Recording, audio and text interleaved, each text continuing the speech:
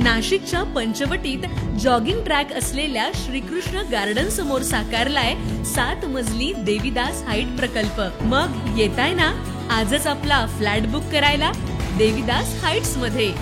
आमचा मोबाईल क्रमांक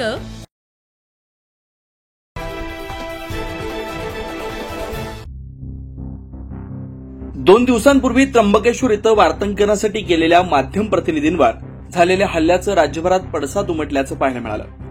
आज व्हॉइस ऑफ मीडिया आणि नाशिक माध्यम प्रतिनिधींच्या वतीनं नाशिक जिल्हाधिकारी जलद शर्मा यांना पत्रकारांवर हल्ल्याबाबत तातडीनं कारवाई करण्यात यावी यासह विविध मागणींचं पत्र देण्यात आलं।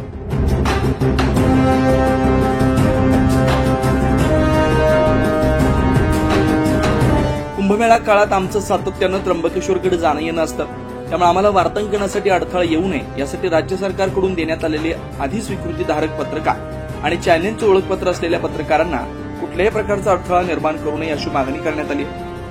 सेशन ठेवू ज्यामध्ये काय काय अपेक्षित असते, प्रेसच्या काय असते, यामध्ये तुमचे पण प्रतिनिधी येतील, त्यांची अपेक्षा काय, सोबतच नियम काय आहे, हे सगळं आपण चर्चा करू। जे एक्रेडिशन असते वगैरे काही भरपूर लोकांना याची कल्पनाच नसते। एक्रेडिटेड कोण असतात, नॉन एक्रेडिटेड कोण असतात, किंवा कार्यक्रम जे असतात त्यामध्ये, किंवा एकदम काही अर्जन्सी असते त्यामध्ये काय केला पाहिजे, ह्या विषयावर थोडासा वर्कशॉपच केली पाहिजे। मी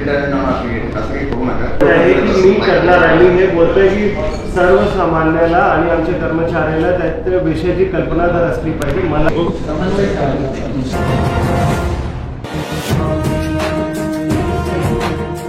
यावेळी 9 न्यूज महाराष्ट्र वृत्तवाहिनीचे संचालक किशोर बेलसरे, TV9 मराठी वृत्तवाहिनीचे नाशिक ब्युरो चीफ चंदन पुजाधिकारी, नाशिक जिल्हा voice of media digital wing जिल्हाध्यक्ष सुनीता पाटील, देशदूत वृत्तपत्राचे रवींद्र केडिया, आपलं महानगर वृत्तपत्राचे नाशिक शहर प्रतिनिधी मनीष कटारिया, अनिल केदारे यांचं व्हॉइस ऑफ मीडिया तसेच नाशिकमधील प्रिंट मीडिया, इलेक्ट्रॉनिक मीडियाचे प्रतिनिधी मोठ्या संख्येने उपस्थित होते।